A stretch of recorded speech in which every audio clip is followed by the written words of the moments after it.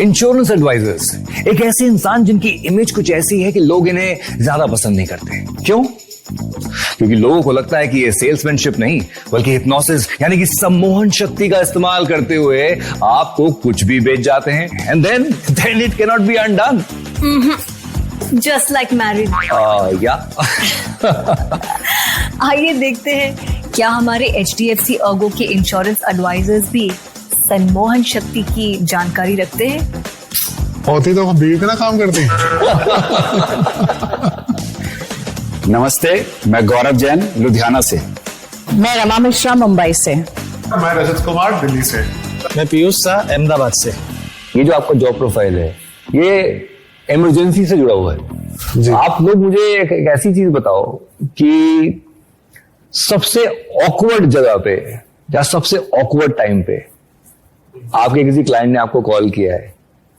जब मैं मेरी सेकंड डिलीवरी के लिए जा रही थी, बिकॉज जब व्हाट यू से सी सेक्शन होता है तो आप पूरा प्लान कर लेते हैं। सो while I am going also तभी भी मुझे एक कस्टमर का कॉल आ रहा है एंड वो पूछती जा रही है ओके ओके ठीक है but be in touch like you know she knows that I am going to deliver. उनको पता है बट ही लाइक हो जाएगा ना उसके बाद फिर भी टच में रहना। अच्छा, एक बार मेरे क्लाइंट का रात को 2-2:30 बजे फोन आया रात को और बोलता है कि मेरा बेटा ये बेड पे सोया हुआ था तो गिर गया है। मैंने बोला उसमें मैं क्या कर सकता हूँ रात को 2-2:30 बजे। रात को 2:30 बजे आप कॉल देते हो तो धर्मपत्नी नहीं पूछती भैया क्या आ रहा है? हमारी धर्मपत्नी कोई अलग टाइप की है क्योंकि वो सोई रहती है।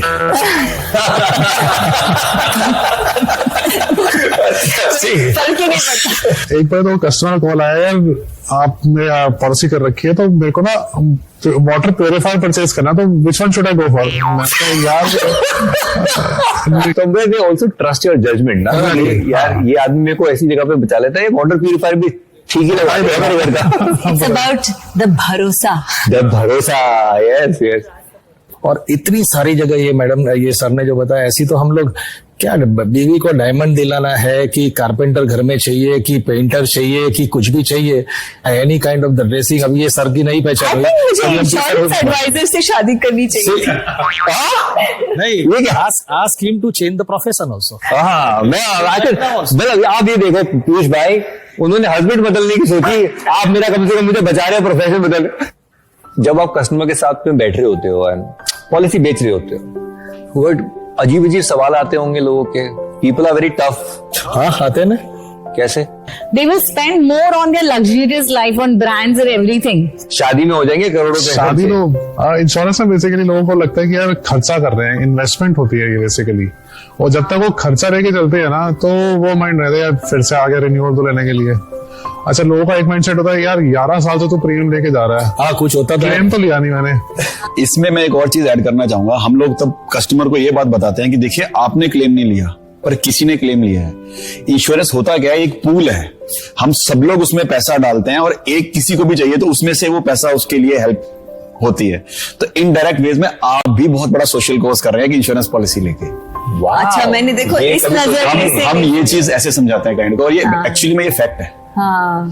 ऐसे एक बहुत बड़े इंडस्ट्रियलिस्ट के पास हम लोग गए तब उनको हमने मेडिक्लेम की बात की तो हमें क्या जरूरत है, इतने करोड़ रुपया है, हम लोगों ने तो मतलब 1-2 करोड़ रुपया बैंक में अलग से रखा हुआ है, किसी को चाहिए तो हम लोग तो उसमें स्पेंड करके। मैंने बोला सर आप एक सिंपल ये बताइए कि आपकी रिटर्न ऑन इन्वेस्टमेंट आपके बिजनेस में कितनी है?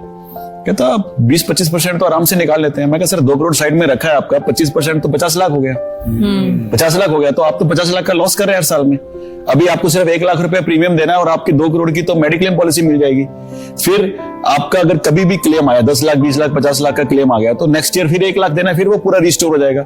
यहाँ पे 50 लाख लगे, अगले साल फिर 50 लाख डाल के आप उसको उस फंड को आप फिर पूरा करेंगे। तो why you are spending hard earn money on hospitals जब when you have the options. आज जब आप लोगों से बात हो रही है तो एक्चुअली समझ में आ रहा है कि ये प्रोफेशन जो है एडवाइजर्स का कितना डिवाइन प्रोफेशन है, राइट?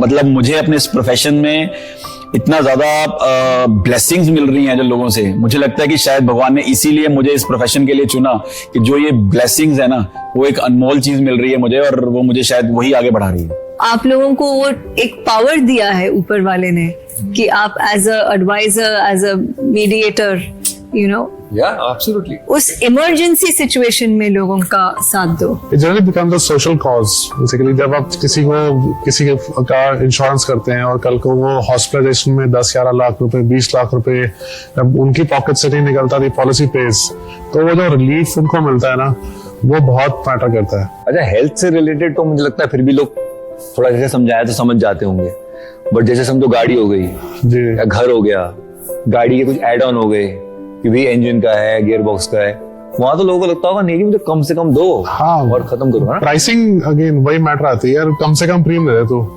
कम से कम प्रीमियम में सब कवरेज दे दो। और जब क्लेम आएगा तब वो आएगा कि हमें ये क्यों नहीं बेचा था, हमें ये एड ऑन क्यों नहीं बेचा था, तब वो प्रीमियम क्यों नहीं बढ़ा लिया था। और फिर जब वो उसी एड ऑन की वजह से उनको नुकसान होता है, फिर वो खुद ना सामने से आके पूछते हैं कि यार ये वाला एड ऑन करते थे क्या अब आप रिन्यूअल पे ऐड कर सकते हैं, राइट। तो वो चोट खाने के बाद सीखते हैं वो लोग। तो क्या एक्सपीरियंस से आप क्या एडवाइस देना चाहोगे, you know, regarding specially the add ons? ये तो मेरी एडवाइस है कि you take all the add ons. जैसे मोटर इंश्योरेंस के अंदर भी SGFC का जो आपने जैसे बताया इंजन और गियर बॉक्स का प्रोटेक्टर राइडर काइंड ऑफ है, उसमें जो बारिशों के दौरान कार के गियर बॉक्स को जो नुकसान रहता है उसका खर्चा भी वो कवर करता है, तो वो ज्यादा बेटर है। सारे you keep all the add ons, you never know कब वो यूज में आ जाए।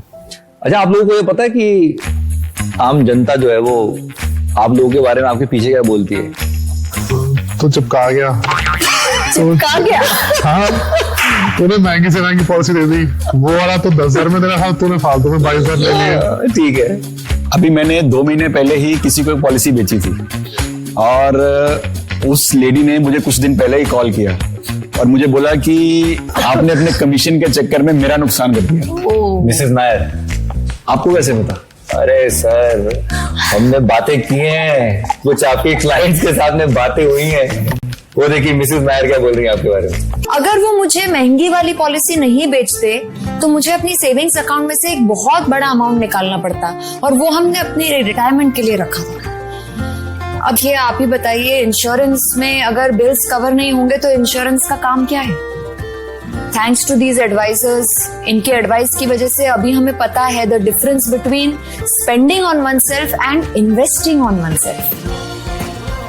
क्या बात। आई एग्री, मुझे थोड़ा टाइम लगा उनको समझने में, लेकिन अभी मुझे यकीन हो गया है कि उनकी एडवाइस का फायदा उनसे ज्यादा हमको होता है, कई ज्यादा होता है। चाहे वो एडवाइस प्रोडक्ट को लेकर हो, कंपनी को लेकर हो या सर्विस को लेकर। अनफॉर्चुनेटली मेरे पति की जान नहीं बच पाई। अब आप सोच रहे होंगे कि फिर इस पॉलिसी का क्या फायदा हुआ। मेरे पति जहां काम करते थे वहां के लोगों ने तो हाथ खड़े कर दिए कि अब कंपनी इंश्योरेंस के तहत वो उनका और खर्च नहीं उठा पाएंगे और हमारी सारी सेविंग्स भी ऑलमोस्ट खत्म हो चुकी थी। पर तभी HDFC अर्गो ने उनके हॉस्पिटल के तमाम खर्चे उठाकर उन्हें जिंदगी के एक्स्ट्रा 7 साल दिए और उन एक्स्ट्रा 7 सालों में मैंने और मेरी बेटियों ने उनके साथ अगले 60 सालों के लिए कई सारी नई यादें बना ली। She still calls him up for help and support. Yeah, Wow. That's really nice. ये मुझे ऐसा लग रहा है कि एक्चुअली तो आप 4 हमारे साथ में बैठे हैं, लेकिन ये कहानियां, ये इमोशंस, ये थैंक यू उन 20 लाख एडवाइजर्स के लिए है जो छोटे शहरों में, बड़े शहरों में ये काम कर रहे हैं। I think kudos to all of them. Kudos to all of them.